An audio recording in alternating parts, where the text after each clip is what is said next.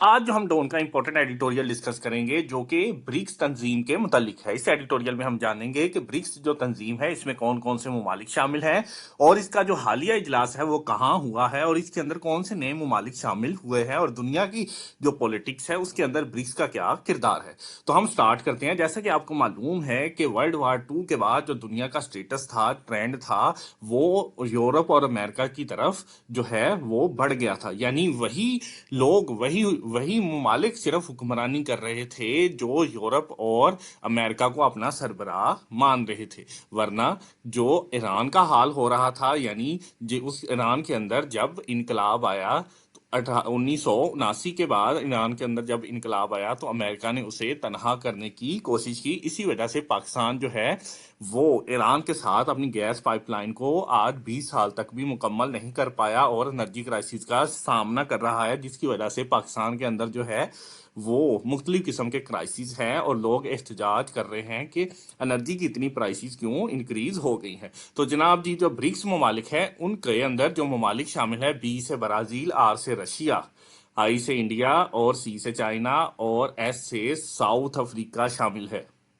BRICS ममालिक के अंदर जो है नए जो है 6 ममालिक भी शामिल हुए हैं, जिनके अंदर सऊदी अरेबिया, ईरान, यूएई और जो है मिस्र है वो शामिल है। अब इन ब्रिक्स ममालिक का जो हालिया इजलास था वो जोहान्सबर्ग के अंदर मुनक्किद हुआ था। और जैसा कि आपको मालूम है कि जब रशिया ने यूक्रेन पर हमला किया तो जो वर्ल्ड का साउथ ऑर्डर था उस पर इस बात पर तनकीद की गई, जैसा कि पाकिस्तान के अंदर इमरान खान की हुकूमत को भी हटाया गया कि आप जो है रशिया को कंडेम करें कि उसने गलत काम किया है, लेकिन जो साउथ ममालिक हैं वो खामोश रहे।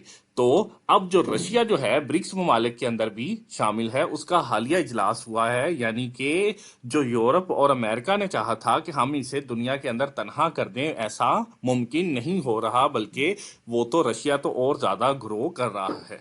और जो मिस्टर जी है उसका ये कहना है कि ये ब्रिक्स ममालिक के अंदर मुस्लिम ममालिक का शामिल होना खुशाइन है और साउथ अफ्रीका के जो प्रेसिडेंट हैं उनका ये कहना है कि ये जो ब्रिक्स तंजीम है ये सिर्फ इंसाफ पर मुबनी तंजीम है।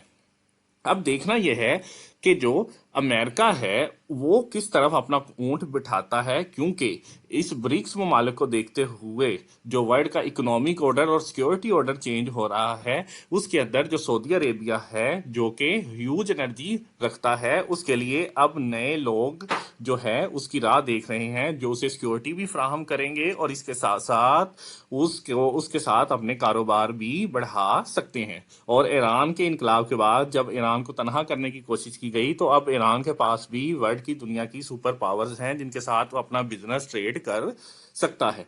अब अगर इन दोनों ममालिक ने अमेरिका और यूरोप से पीछे हटने की सोच ली है, तो पाकिस्तान को देखना है कि पाकिस्तान को भी ब्रिक्स ममालिक में शामिल होने की दरखास्त देनी चाहिए, क्योंकि उसके हमसाया जो ममालिक हैं उसके अंदर शामिल है और एससीओ को जो है बहाल करके वो पाकिस्तान इससे फायदा उठा सकता है। हाँ, इंडिया इसकी जरूर मुखालफत करेगा, लेकिन अगर सऊदी अरेबिया और चाइना इसमें शामिल हुए तो पाकिस्तान के लिए ये फायदेमंद बात साबित हो सकती है। इस तरह आज का जो एडिटोरियल था, इससे आपने क्या सीखा, हमें अपनी आरा से आगाह करें। अगर आप डेली डॉन एडिटोरियल चाहते हैं तो स्कॉलर एकेडमी को विजिट करें। शुक्रिया।